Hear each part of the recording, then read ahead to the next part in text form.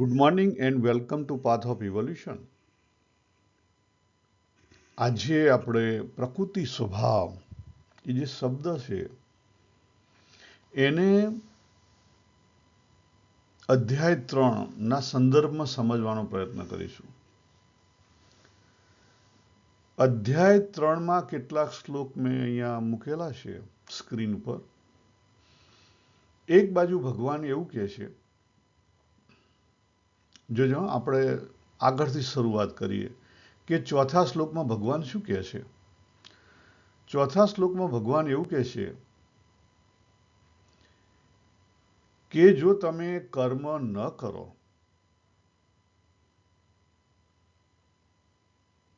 તો કર્મ નહીં કરવાથી કંઈ નિષ્કામ કર્મ કહેવાય નહીં, કે કર્મ નહીં કરવાથી સંન્યાસ થયો એ પણ ના કહેવાય. કર્મ ન કરો તો કર્મનો સંન્યાસ થઈ ગયો છે, કર્મનો ત્યાગ થઈ ગયો છે એવું પણ તમે ના કહી શકો. એનું બંધન થયું છે એ પણ તમે ના કહી શકો. અને એને લઈ અને બંધન નથી થયું તો સિદ્ધિ મળે છે એવું પણ તમે ના કહી શકો. કેમ? તો ખરેખર બંધન અને કર્મ કહેતા ક્રિયાને કઈ લેવા દેવા નથી. લેવા દેવા ક્યાં છે? તો ભગવાને એની વાત કરી 18મા અધ્યાયના 49મા શ્લોકમાં. જો શું કહે છે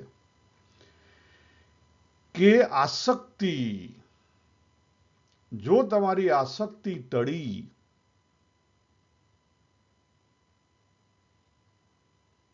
તો પછી એકવાર જો આસક્તિ ગઈ તો પછી એ કર્મ શું છે? એ કર્મ કેવું થઈ જાય? નિષ્કામ કર્મ થઈ જાય. અને તમને જે કોઈ એને લઈને જે કોઈ પ્રાપ્તિ હોય પ્રાપ્તિ મળે.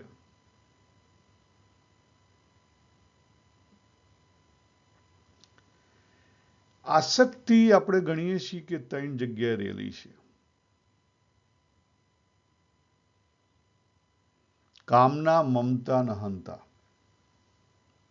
એટલા માટે ભગવાને ફળની ઈચ્છાનો ત્યાગની વાત કરી, કામનાની ત્યાગની વાત કરી, મમત્વ મારાપણું છે પણ હું એટલે કોણ એને સાચા અર્થમાં સમજવાની વાત કરી, અને અહંતા એટલે હું એને પણ સાચા અર્થમાં સમજવાની વાત કરી. ભગવાને 5મા શ્લોકની અંદર વાત કરી કે કોઈ પણ મનુષ્ય, જોજો શબ્દ કોઈ પણ, નો મેટર હુ આર, કોઈ પણ મનુષ્ય ક્ષણ માત્ર, જોજો પાછો શબ્દ કેવો વાપર્યો છે, ક્ષણ માત્ર, ક્રિયા કર્યા વગર, કર્મ કર્યા વગર રહી શકતો નથી. પછીનું કારણ આપ્યું કે પ્રકૃતિને વશ પ્રાણીઓ પ્રકૃતિજન ગુણ કર્મ કરાવી લે છે. પ્રકૃતિ પોતે જ કરાવી લે.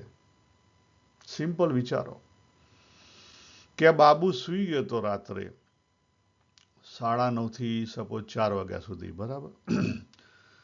તો એ ઊંઘમાં પણ ક્રિયા ચાલતી હતી. જ્યાં સુધી હું જીવી છું ત્યાં સુધી ક્રિયા ચાલે છે. જો શ્વાસોશ્વાસની ક્રિયા બંધ થઈ જાય,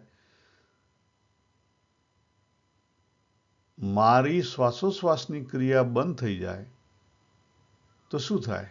તો પછી બાબુ ના રહે. ખ્યાલ આવે? એટલે માત્ર શ્વાસોશ્વાસની નહીં, બધી જ ક્રિયાઓ ચાલે છે. કદાચ આપણે ઊંઘની અંદર આપણું કોન્શિયસ માઇન્ડ આપણે નથી ચલાવતા, પણ સબકોન્શિયસ માઇન્ડ ચાલે છે. સબકોન્શિયસ માઇન્ડ એ મોટા ભાગે ઠંડુ થઈ જાય, અનકોન્શિયસ વધારે ચાલે, પણ ક્રિયાઓ બધી ચાલે છે. પછી ભગવાન કહે છે 6થા શ્લોકની અંદર કે આ જે ઇન્દ્રિયો છે એને હઠપૂર્વક જો રોકવામાં આવે, આ 6થો શ્લોક અને બીજા અધ્યાયનો 59મો શ્લોક, રસબુદ્ધિની ભગવાને વાત કરેલી. ત્યાં એક જ સિક્કાની બે બાજુ છે. શું કહે છે કે જે મૂર્ખા માણસો છે એ શું કરે છે? હઠપૂર્વક કર્મેન્દ્રિયોને રોકી લે છે. હઠપૂર્વક કર્મેન્દ્રિયોને રોકવાથી કર્મ બંધ થઈ જાય નહીં. કેમ? વિષયનું તો ચિંતન ચાલુ રહે. વિષયનું ચિંતન ચાલુ રહે ત્યાં સુધી તમારામાં કોઈ ફેર પડે નહીં. તમારા કર્મો ચાલુ જ છે.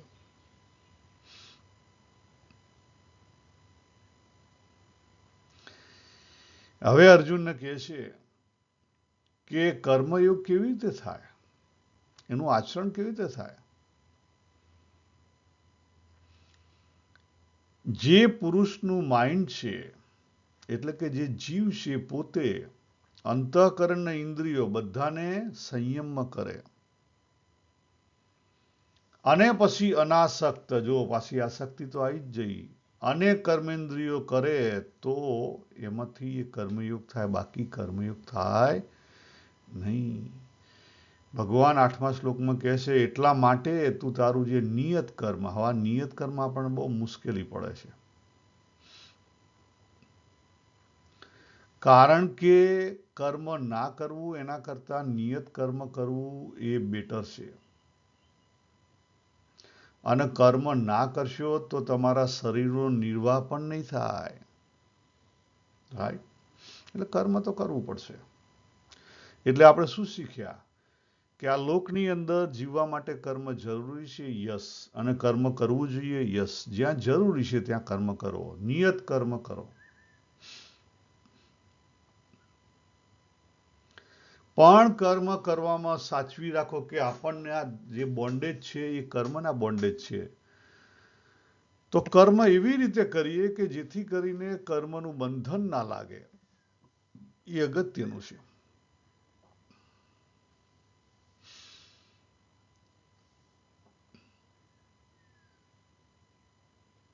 પછી ભગવાન બહુ સરસ સલાહ આપે છે 16મા શ્લોકમાં.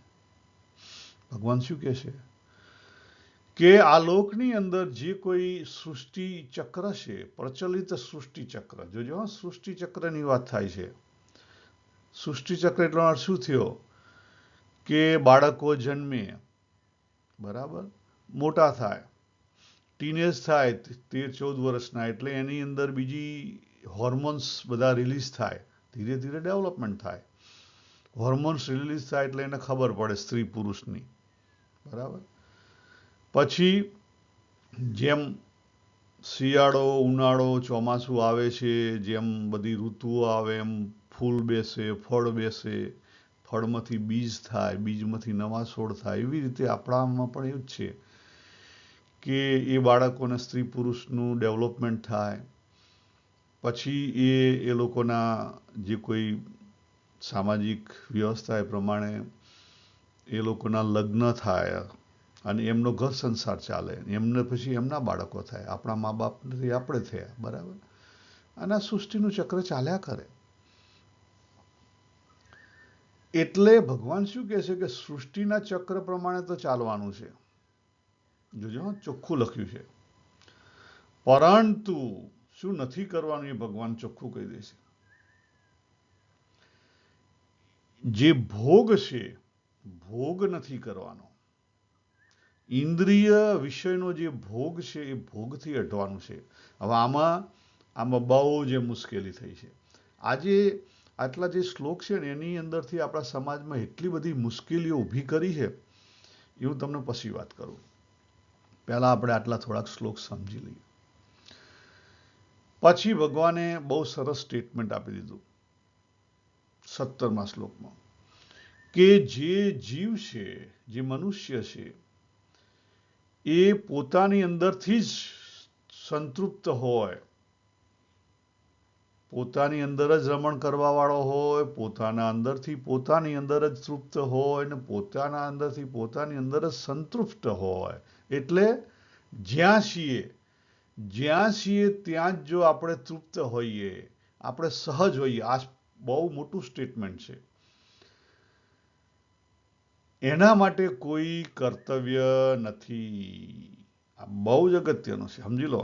તમે એકવાર સહજ થઈ ગયા, સહજ એટલે જેમ નાનું બાળક હોય અથવા કોઈ મહાન જ્ઞાની માણસ હોય, એ બંને કેવા હોય? બંને સહજ હોય, નિર્દોષ હોય.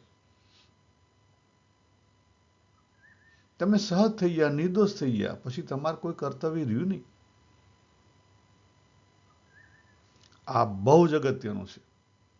હા, બહુ જ અગત્યનું છે. આખા સારનો સાર આ છે, પણ આપણે એ નથી સમજી શકતા.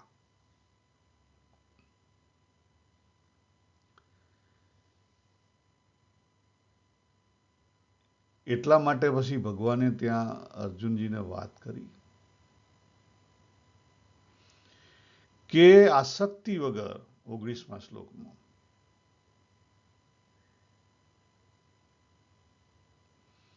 આસક્તિ વગર કર અને એ તને મુક્તિ અપાવશે, તને પરમ પ્રાપ્તિ અપાવશે. આપણે ઓવરઓલ શું શીખ્યા? કર્મથી ભાગવાની જરૂર નથી, પણ જે નિયત કર્મ છે, વધારાનું કર્મ ઓઢવાની જરૂર નથી. આપણે વધારાના ઓઢીએ છીએ. વધારાનું ઓઢવાની પણ જરૂર નથી. નિયત કર્મ, પ્રકૃતિ સ્વભાવ મુજબ જે આપણા નિયત કર્મ હોય એટલું કરવાની વાત કરી છે. અને સૃષ્ટિ ચક્ર મુજબ શાંતિથી જીવવાની વાત કરી છે. આ બે વસ્તુ અગત્યની વાત કરી છે. નિયત કર્મ પ્રકૃતિ સ્વભાવ મુજબનું કયું કહેવાય? તો એનો પણ ભગવાને અહીંયા આન્સર આપ્યો છે 17મા શ્લોકમાં. જે કર્મ કરવાથી કર્મની અંદરથી તમને શાંતિ મળે, તમને તૃપ્તિ મળે, તમારે નવું કંઈ હોદવા જવાની જરૂર ના પડે, એનું નામ નિયત કર્મ. નવું નહીં.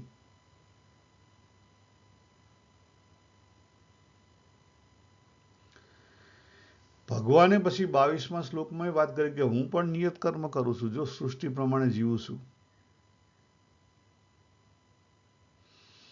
પછી 25માં બહુ સારું વાત કરી. 25-26માં ભગવાન શું કહે છે કે જેને ખબર પડી ગઈ કે નિયત કર્મ કરે છે, પછી જે અજ્ઞાનીઓ છે એને બહુ બતાવવા જવાની જરૂર નથી.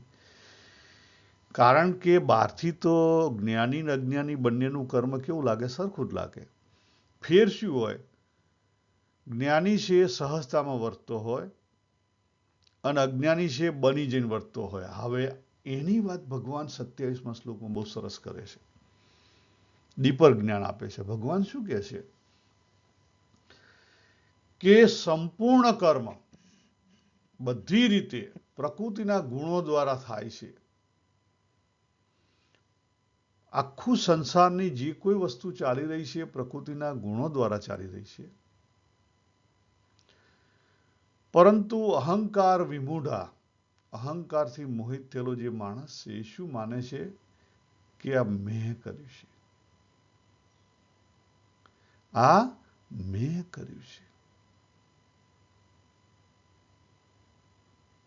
મેં કર્યું શું આવે? આશા, મમતા, આની સાથે તમે કરો એટલે તમે કર્યું એ આવી જાય.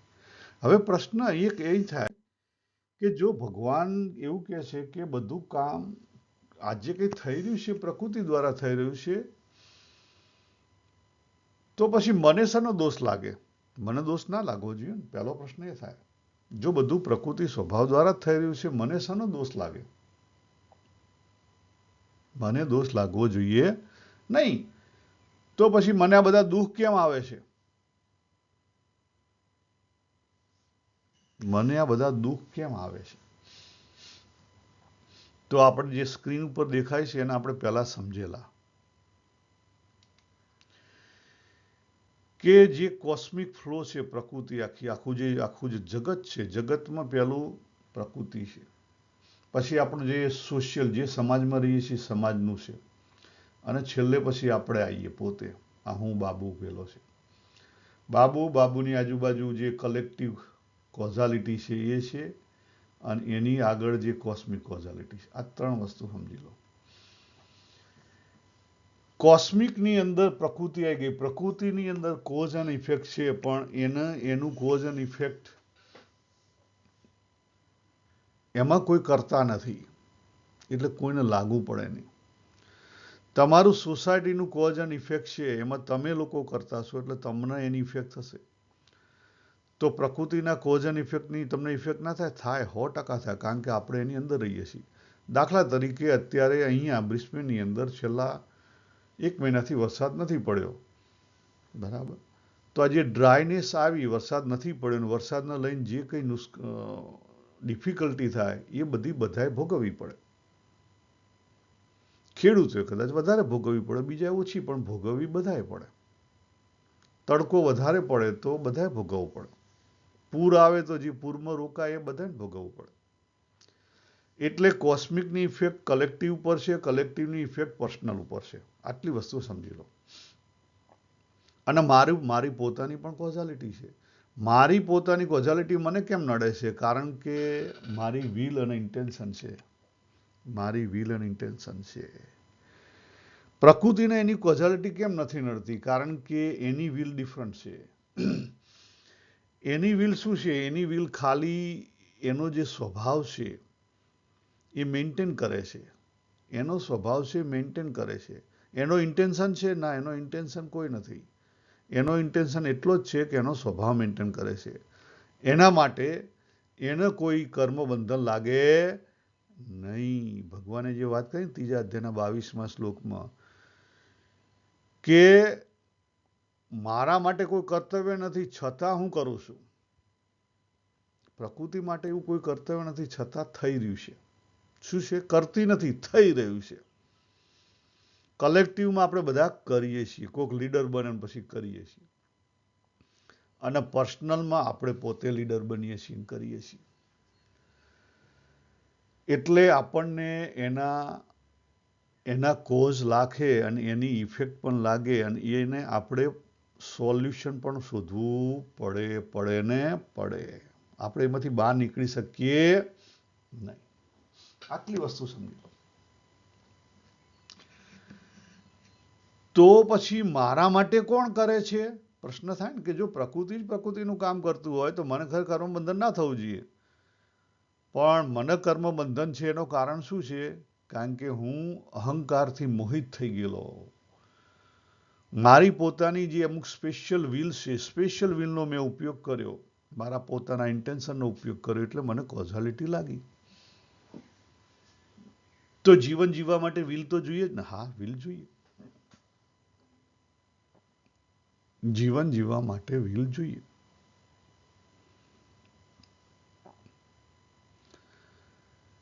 તો અહીંથી મારે આગળ શું કરવું? અહીંથી મારે આગળ શું કરવું? એક બહુ સરસ પ્રશ્ન આવ્યો હતો. અમે હમણાં એક આપણું હિન્દુ ફંક્શન હતું, એની અંદર ગયા હતા. તો એક અમારા મિત્ર મળ્યા હતા.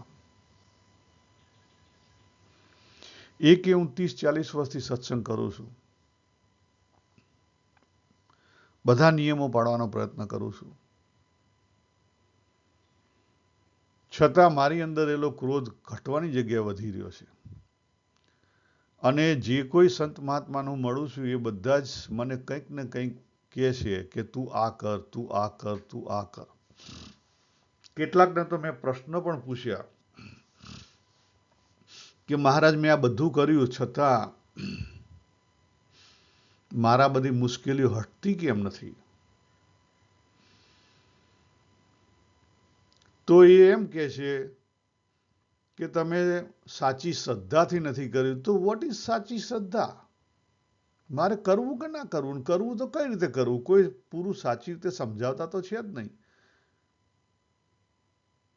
આ પ્રશ્નનો જવાબ, અને જે આજે ભગવાને પ્રકૃતિ સ્વભાવની વાત કરી છે, એને આપણે આવતી વખતે સમજશું. અહીંયા આપણે પૂરું કરીએ. સર્વેને જય શ્રી કૃષ્ણ. હરિ ઓમ તત્સત. હરિ ઓમ.